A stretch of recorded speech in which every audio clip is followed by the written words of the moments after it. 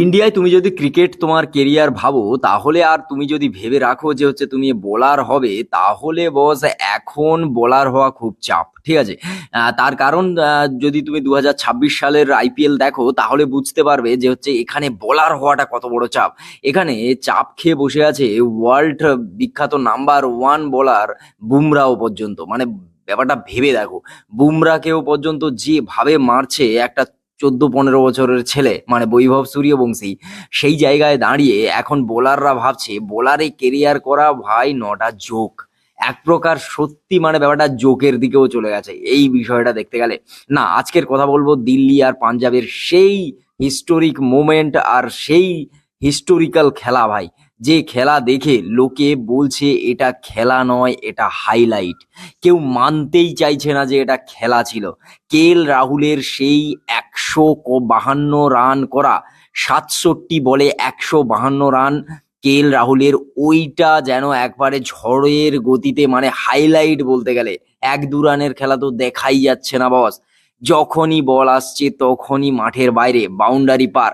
মানে এই খেলাটা মানে কোন লেভেলে গেছে, যারা যারা হচ্ছে তোমরা দিল্লি আর পাঞ্জাবের মধ্যে এই খেলাটা দেখেছো, তারা ভালোভাবে বুঝতে পারবে যে রাহুলের সেই 152 রান করা, মানে যেভাবে রাহুল খেলছিল সেখানে মনেই হচ্ছিল যে ভাই, ক্রিস গেইলের যে এত বড় একটা রানের রেকর্ড, সেটাও মনে হয় ভেঙে দেবে রাহুল। কিন্তু যাই হোক, সেটা হয়নি। তবে আইপিএল এর সব থেকে অ্যাজ আ ইন্ডিয়ান ব্যাটার হিসাবে রাহুলের সব থেকে বেশি রান 152, 67 বলে।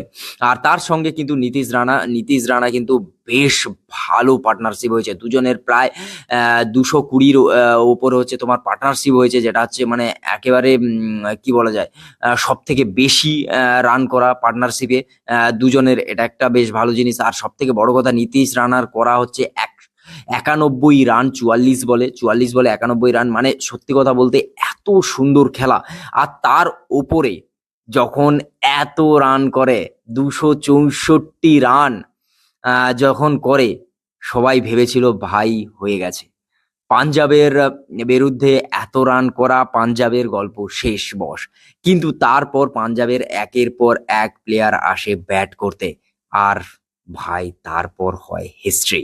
মানে 264 রানকে একেবারে চেস করে দিল আমাদের হচ্ছে সরপঞ্চ সাহ, মানে হচ্ছে শ্রেয়াস আইয়ার আসার পর ভাই তারও যে খেলা, তিনিও যে লেভেলের খেলেছেন, সত্যি কথা বলতে মানে এক প্রকার এই খেলা একটা জায়গা নিয়েছে বস। আর এই টিমটা যারা যারা যারা যারা কে এল রাহুল সবাই বলছে ভাই সেটা পাঞ্জাব প্রীতি জিন্টার টিম, এটা হচ্ছে গোয়েঙ্কার টিম নয়। মানে কিসের কিসের বদলা নিচ্ছে ভাই রাহুল। কিন্তু সে জায়গায় দেখতে গেলে পাঞ্জাব যেভাবে খেলেছে, খেলে 264-র এত বড় একটা রান যেখানে তারা চেস করেছে, মানে 2026-এ সব থেকে বেশি রান চেস করা হচ্ছে পাঞ্জাবের। মানে জাস্ট জাস্ট সিনেমা এই খেলাটা দেখতে গেলে, জাস্ট সিনেমা।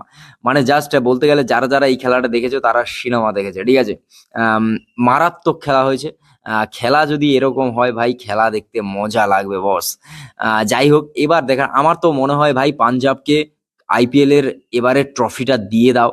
পায়ে পাঞ্জাব যা শুরু করেছে, ঠিক আছে, পাঞ্জাবকে দিয়ে দাও ভাই ট্রফি। পাঞ্জাব ভাই ট্রফি নিয়েই ছাড়বে, মানে যেভাবে চেষ্টা চলছে। তবে এবারেও হালকায় নিলে হবে না ভাই। রাজস্থান রয়্যালস বলো, তারপরে তোমার এদিকে আরসিবি বলো, এদেরকে হালকায় নিলেও চলবে না বস, ঠিক আছে। এবারে দেখার ফাইনাল কে খেলে। তবে আহ পাঞ্জাবের হচ্ছে ফাইনাল খেলার চান্সেসটা অনেক বেশি, অনেক বেশি। তা তোমাদের কি মতামত অবশ্যই সেটা কমেন্ট করে জানাও। দেখা হচ্ছে খুব তাড়াতাড়ি নতুন একটা ভিডিও। ততক্ষণের জন্য like, comment, share and subscribe my YouTube channel. Tata.